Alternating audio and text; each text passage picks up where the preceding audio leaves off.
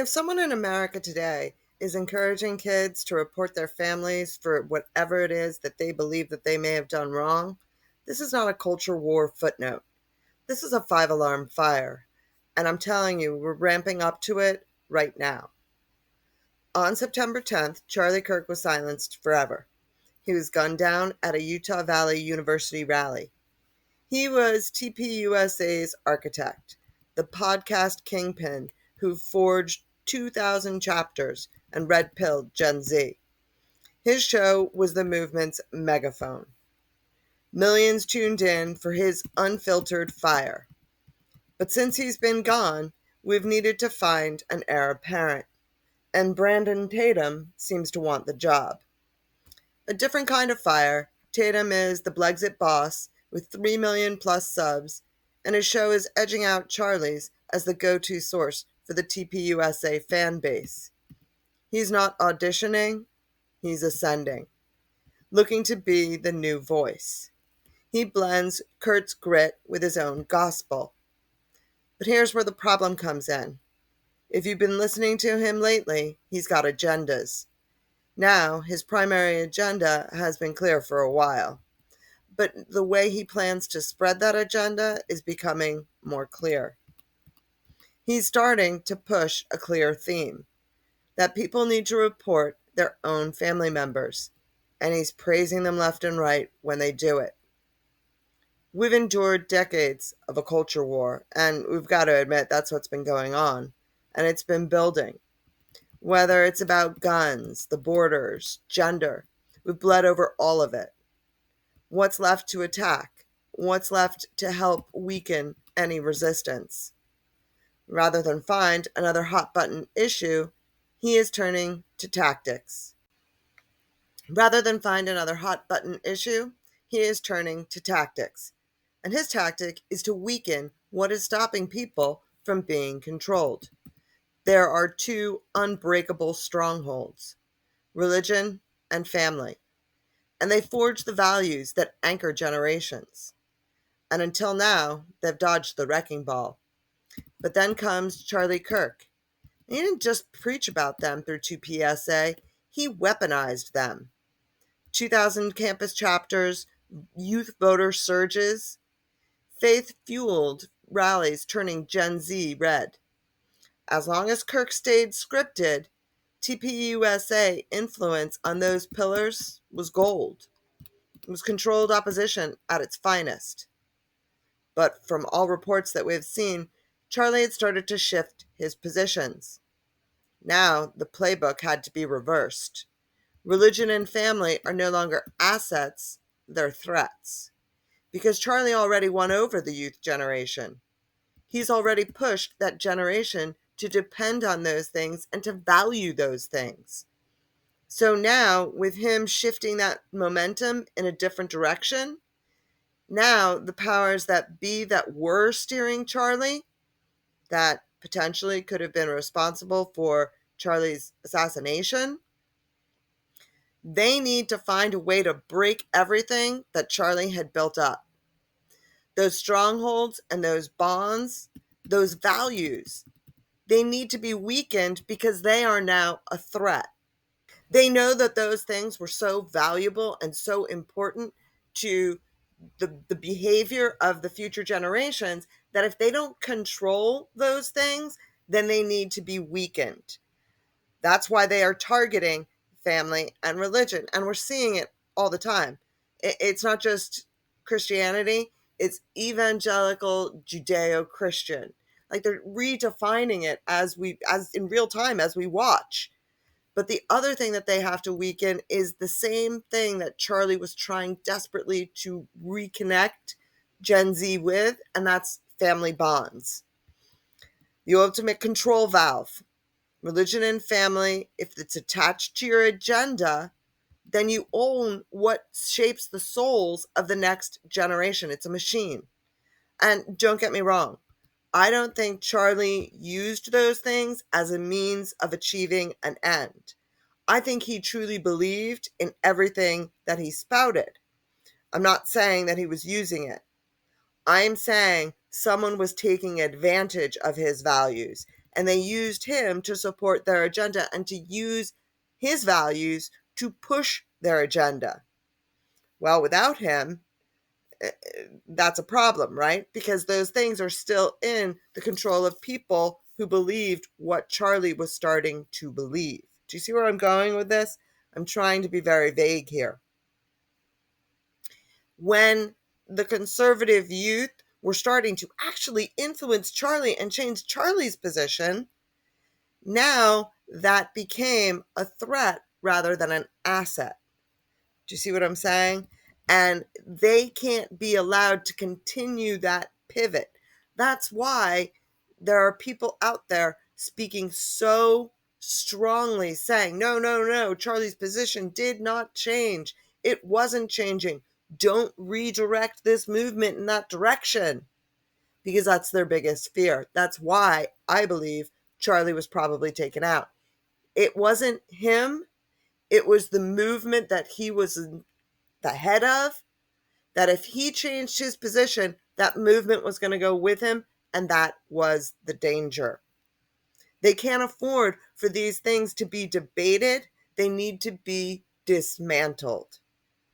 And it can't happen with headlines. Not anymore, not in a social media world. The only thing to do is through conditioning propaganda that glorifies fracturing these things as patriotism. And so now we see things that sound like Soviet brats doxing their dads, Mao's kids in skull sessions. It's Orwell's family telescreens. It's the same endgame, folks. Atomize the bonds, leave the state as the only alter. Post Kirk, it's not subtle, it's scripted. And that's how you can tell the difference between an organic movement and a pushed agenda, a pushed narrative. And in this case, we even know who it is that's doing the pushing, and it's Brandon Tatum. I've said it before, I was a big fan of Brandon Tatum's. This is actually hard for me to watch. 6 months ago, if you had asked, I would have said he was one of my favorite YouTubers. I loved listening to him. He was able to combine common sense with hard-hitting truths and realities, and he was great at it. But his new shift towards geopolitical conversations, it's not for him. It's not his wheelhouse. And as he tries to do it, he's just coming off sounded scripted more and more. We can't ignore what he's doing. Family is the final firewall. Free society's last untouchable zone. If you turn a kid into a state proxy against their parents, a cousin against kin, then it's game over. There's no more raw talk, no more off-grid gripes. Words become ammunition, and quiet becomes collusion. And remember, they can listen in on us all the time. They already are. They're probably listening to me right now through my, Amazon device, the word that I can't say, no doubt.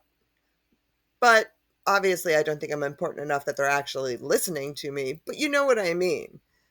They could be. It's the potential is there. The tools are there for them to do it. Once a generation learns to see that it is acceptable to report your kin, report your family, to break those bonds, no one is going to be able to do it. There's no givesies, backsies. And you even have the tools these days that can keep it recycling. Use the same app to do it no matter what the situation. It started already with the disease in 2019. It started then where they were tracking to see who was doing what and who was where. Why do you think they were doing that? It was just preparing an app to be able to access that information about all of us. The agreement, the contract that Americans have with our government is that our government is there for us. We boss the government, not the reverse. But if you are going to target the family and then suddenly the family becomes the government, then that dynamic that was the contract in America, it's broken. And we don't need Alien and Sedition Acts because it's our family that's going to be reporting us. We're not sovereign now.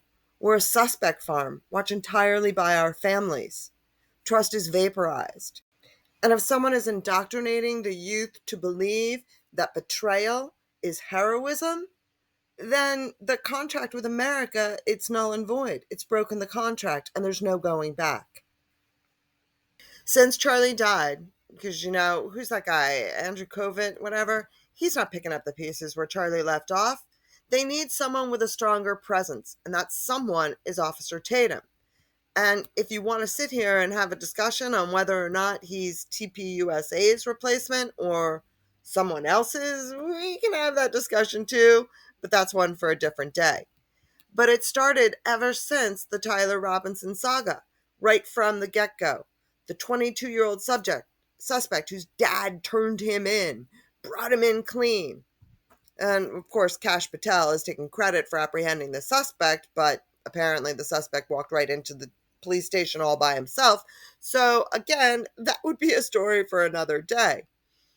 But you have the father, the mom and the dad colluding on the phone, seeing the pictures, getting the confession out of him, which now apparently didn't happen either. But you know what I'm saying.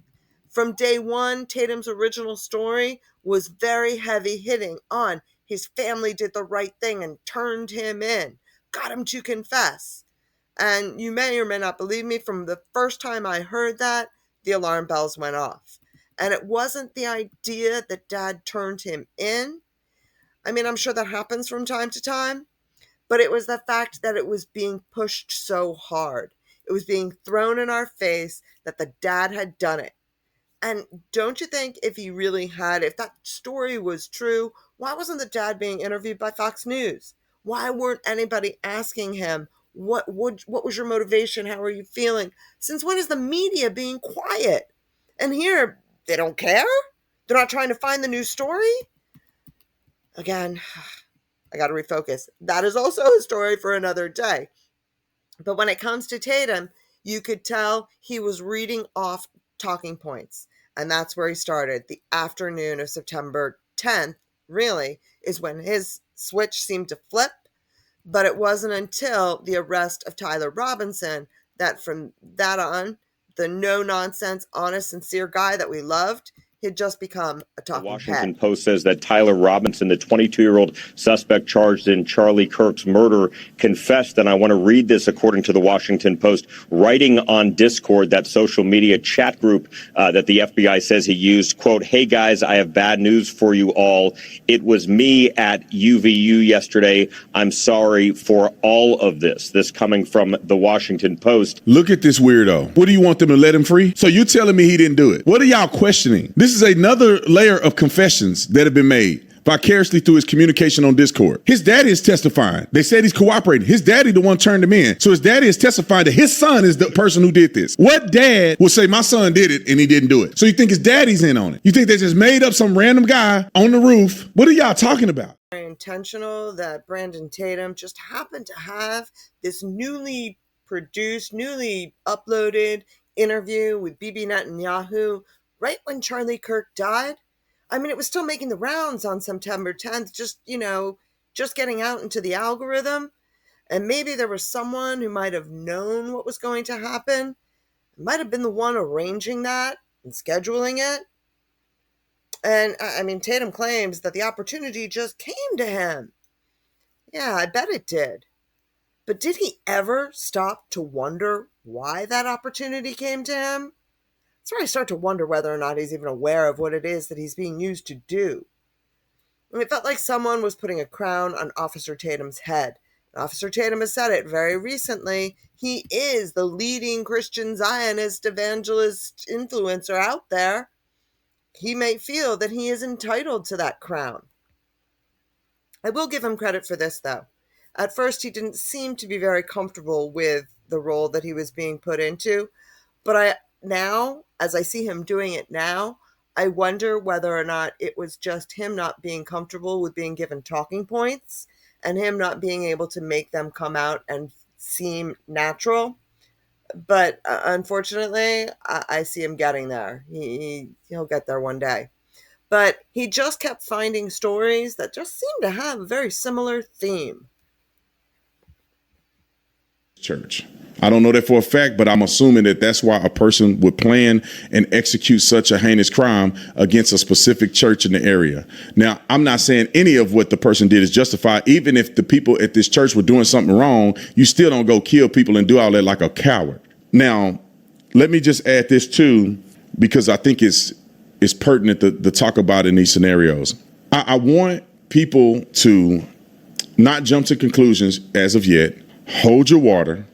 When information comes out, I will be on top of it, and I will let you know exactly what is going on.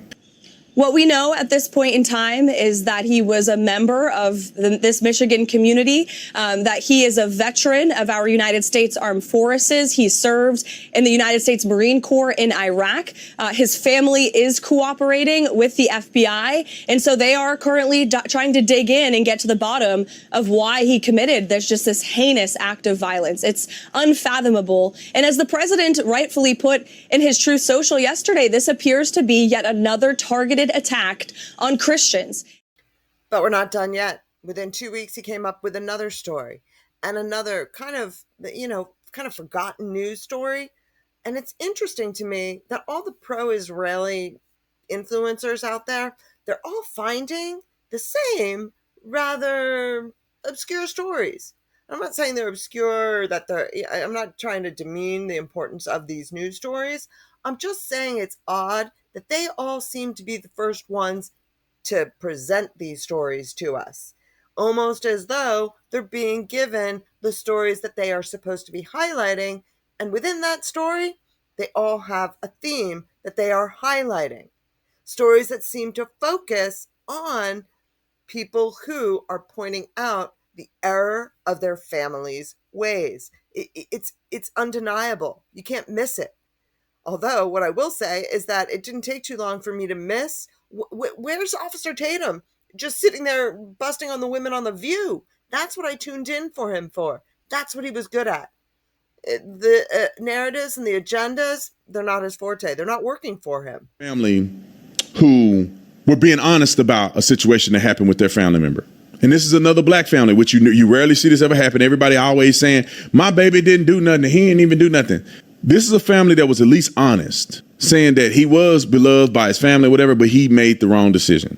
And the only reason I'm showing this is because I think more families need to be honest about their family members cutting up and doing the wrong thing. And there's another family that I would show, but we don't have a body-worn camera at this point. But let's go to a family that an unfortunate situation like this happened to them, and they were at least honest when they saw the footage in the totality of circumstances. Roll it. We wish it wouldn't have transpired that way, and it did. And my nephew, he made a decision that he should not have made. And that's just something we have to live with. Him as a person, he was a son, a brother, a grandson, a nephew, a little brother to someone, my son, Jeffrey. True. You know, a lot of times y'all hear about how good an individual was, but their actions don't depict who they were. But in this case, that's really who he was. That day, you know, just a bad decision. And now we have to live with that forever. That's something we have to accept. We're going to accept. Again, we thank the Milwaukee Police Department, everyone who came out. You know, we've seen Bond them out here, you know, like the community really came out. We didn't want anyone to riot, get to, you know, going off about anything. We just really wanted to know and keep things settled. Hell is freezing over right now.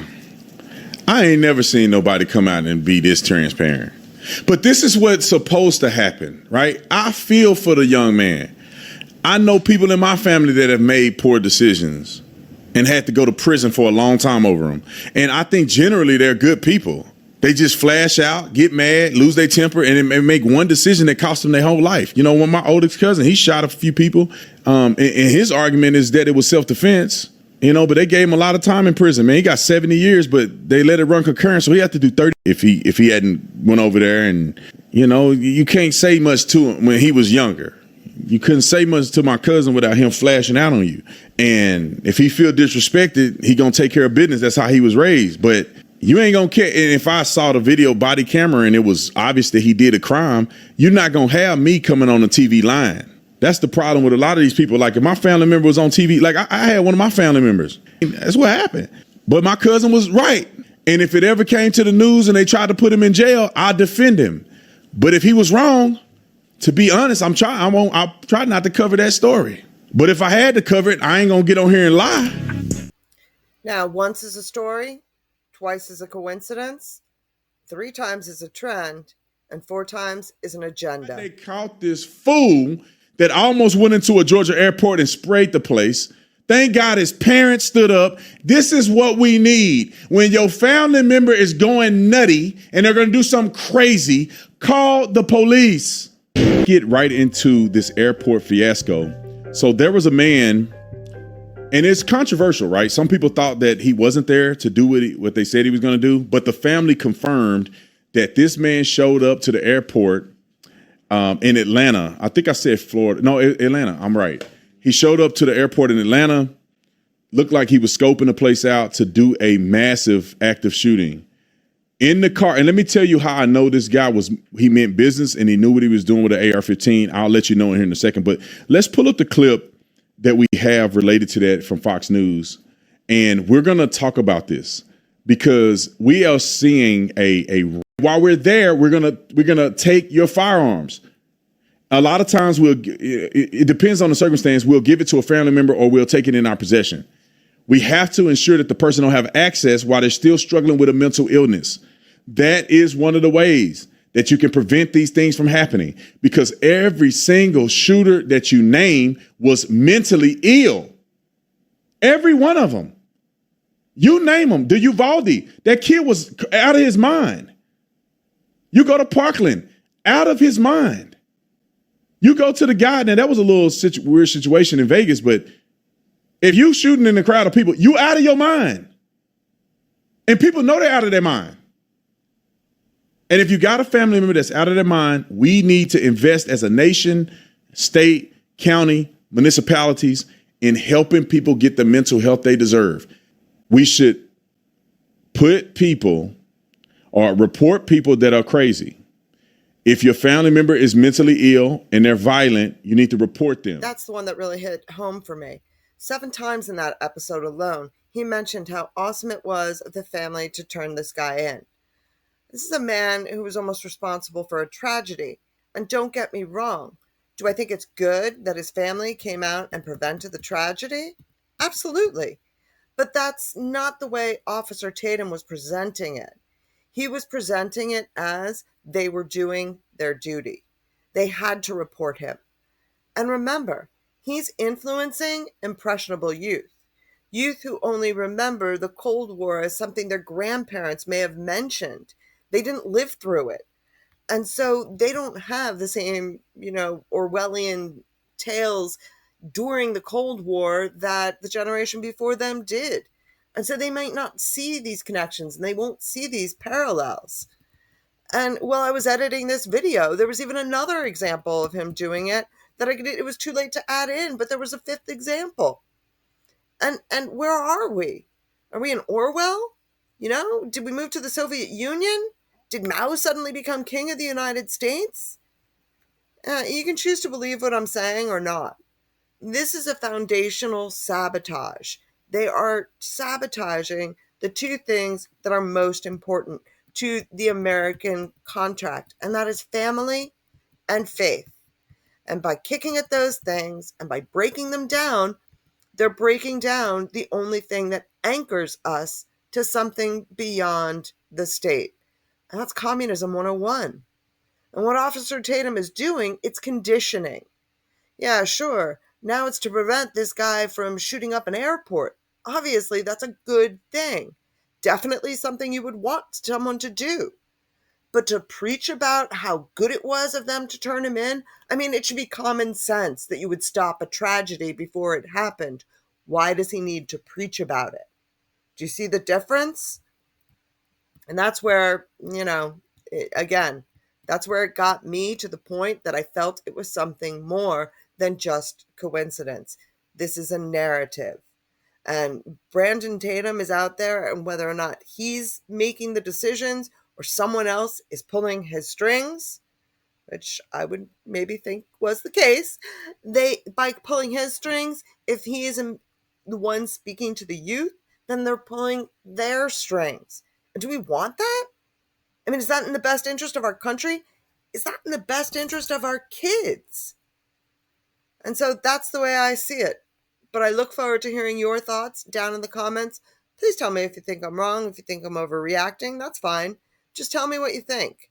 I used to be in the Megxit community. I mean, it would be impossible to publish a video in the Megxit community and not get 15 comments before, the first 20 views. So it's a little different for me in this community because it doesn't seem like there's a lot of interaction, and I do miss that. So please do put your thoughts down in the comments. Don't forget to hit that thumbs up. It really does help the channel. It makes all the difference. Thank you very much for listening, and I hope you have a great day.